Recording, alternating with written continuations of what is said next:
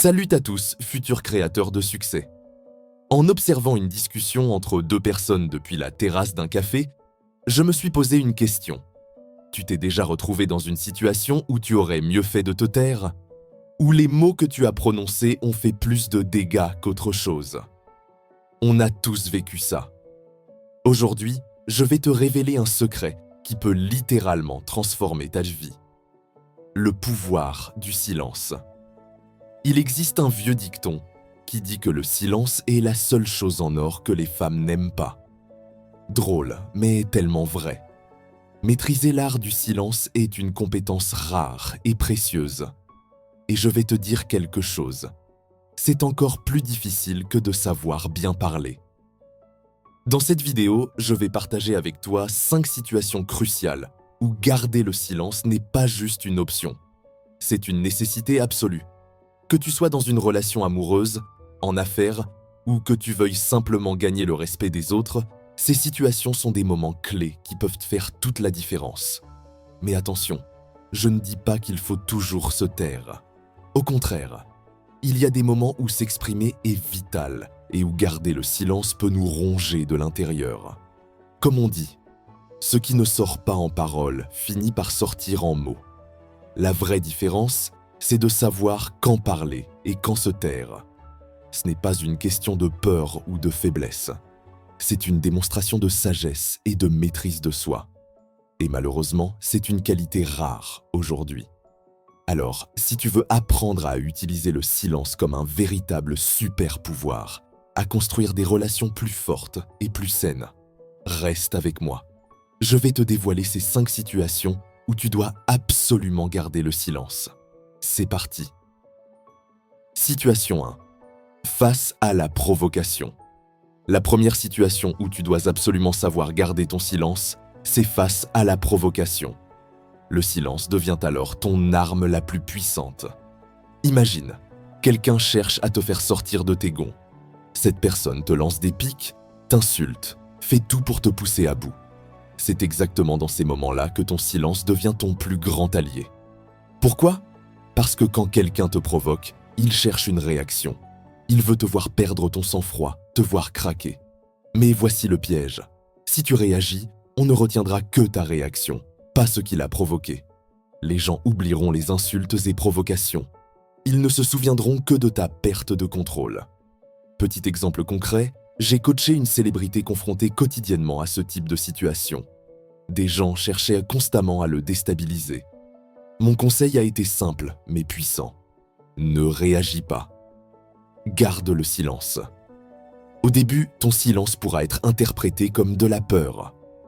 On pourra penser que tu es faible, que tu n'oses pas répondre. Mais c'est là toute la beauté du silence. Il te rend imprévisible, mystérieux. Et oui, même dangereux.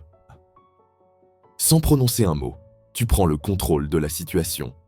Ma mère m'a transmis cette sagesse depuis mon plus jeune âge. Quand tu ne sais pas, ou même quand tu sais, mais qu'on te questionne de façon provocante, 2 options. Tu dis simplement « je ne sais pas » ou tu gardes le silence.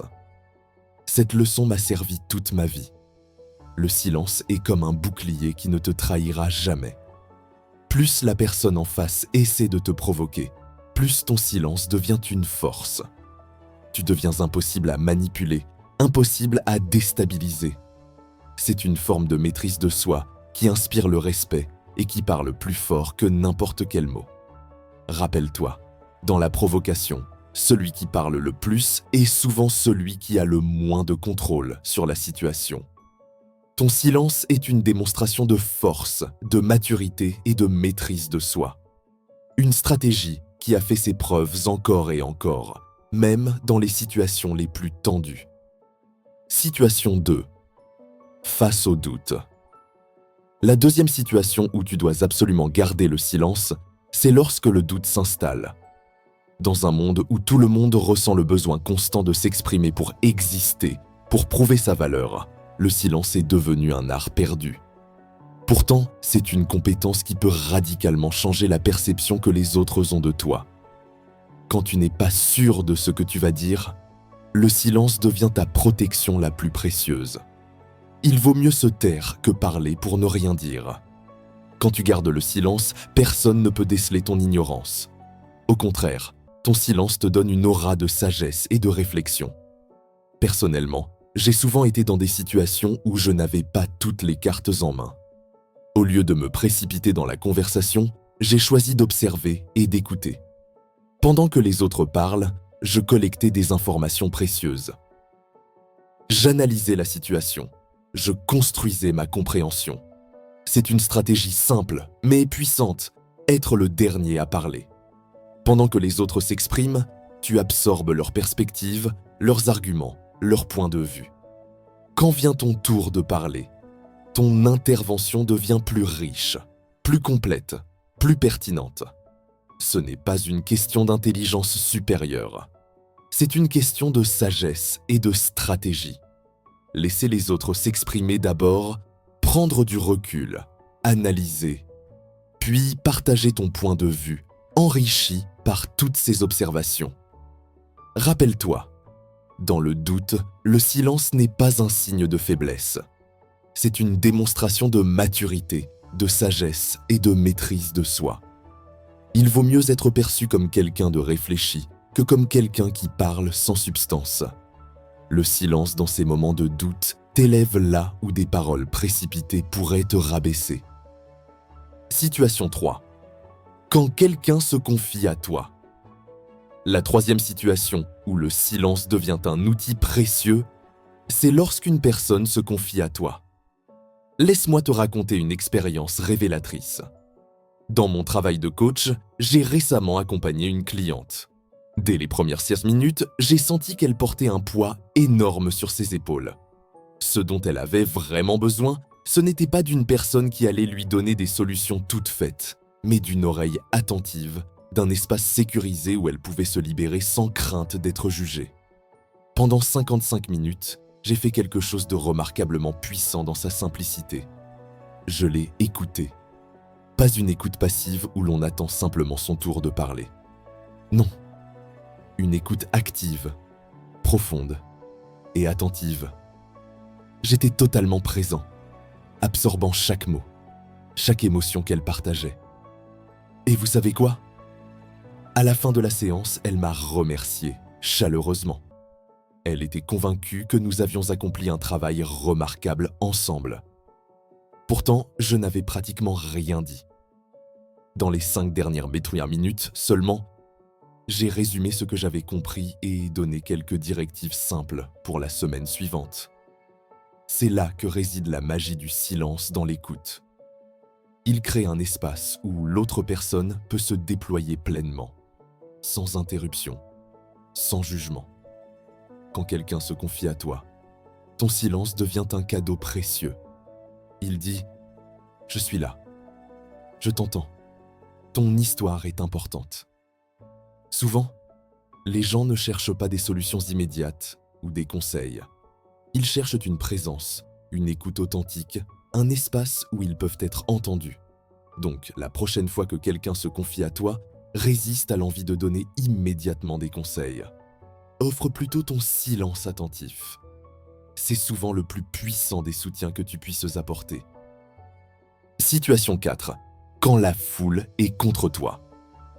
La quatrième situation où tu dois absolument savoir garder le silence, c'est lorsque la foule se retourne contre toi. Je vais t'expliquer pourquoi cette stratégie est vitale, surtout à l'ère des réseaux sociaux. Imagine-toi face à une multitude de voix qui s'élèvent contre toi. La tentation de répondre, de te justifier, est énorme. Mais c'est exactement là qu'il faut se taire. Pourquoi ? Parce que ta voix seule ne peut pas rivaliser avec des centaines, voire des milliers de voix qui parlent en même temps. Laisse-moi partager une expérience récente. Une cliente célébrité était au cœur d'une polémique, submergée par les commentaires négatifs sur les réseaux sociaux. Son premier réflexe ? Vouloir répondre, se défendre. C'est naturel. Mais c'est une erreur. Quand tu prends la parole dans ces moments-là, c'est comme essayer de te faire entendre dans une salle où tout le monde parle en même temps. Non seulement ton message se perd, mais tu risques de te ridiculiser. C'est comme jeter de l'huile sur le feu. Ça ne fait qu'amplifier la situation. La vraie force réside dans ta capacité à rester silencieux pendant que la tempête fait rage. Comme une vague, elle finira par passer. Et c'est à ce moment-là, quand les esprits se seront calmés, que tu pourras t'exprimer si nécessaire. Les gens seront plus disposés à écouter ta version et la respecteront davantage. Parfois, tu n'as même pas besoin de t'expliquer. Tes actions parleront d'elles-mêmes. Quand tout le monde pense que tu as tort, ne perds pas ton énergie avec des mots. Concentre-toi sur tes actions. Laisse tes actes démontrer la vérité. Le silence te permet de garder dignité et force. Il te donne le temps de laisser la vérité émerger d'elle-même. Rappelle-toi, dans la tempête, le silence n'est pas une faiblesse. C'est une démonstration de force et de maîtrise de soi. Situation 5. Quand tu veux te faire attendre, la 5e et dernière situation où le silence devient une arme redoutable, c'est lorsque tu veux te faire entendre et imposer ton autorité. Imagine une réunion animée, des voix qui s'élèvent partout, tout le monde parle en même temps. Ou peut-être que tu es le grand frère ou la grande sœur cherchant à gagner le respect des cadets. Dans ces moments-là, la solution n'est pas de parler plus fort, mais d'embrasser le pouvoir du silence. Une leçon inspirante vient de Nelson Mandela. Il racontait comment son père, chef de village, utilisait le silence comme outil de leadership. Lors des réunions, alors que tout le monde s'exprimait avec passion, son père attendait. Et quand il parlait enfin, tout le monde l'écoutait avec un respect profond. Je pratique la même stratégie dans ma vie professionnelle. Lors des lives ou des réunions, beaucoup cherchent à occuper tout l'espace sonore, à parler sans cesse. Mais ce n'est pas la quantité de paroles qui compte, c'est leur impact. Ma philosophie. Même si on ne me donne que 10 minutes, je fais en sorte que ces 10 minutes soient mémorables et percutantes. Je ne me précipite pas pour parler. Je choisis d'être cette personne calme dans la pièce, non par ignorance ou timidité, mais par maîtrise de soi et stratégie. Être calme n'est pas être passif. Au contraire, c'est une forme active de leadership. Quand tout le monde parle, celui qui sait garder son calme, qui choisit ses moments pour s'exprimer, devient naturellement une figure d'autorité. Dans un monde où tout le monde cherche à se faire entendre en parlant plus fort, c'est souvent la voix posée, celle qui sait attendre son moment, qui a le plus d'impact. Le vrai pouvoir ne réside pas dans le volume de tes paroles, mais dans leur timing et leur pertinence. Voilà. Tu connais maintenant ces 5 situations cruciales où le silence est ton meilleur allié.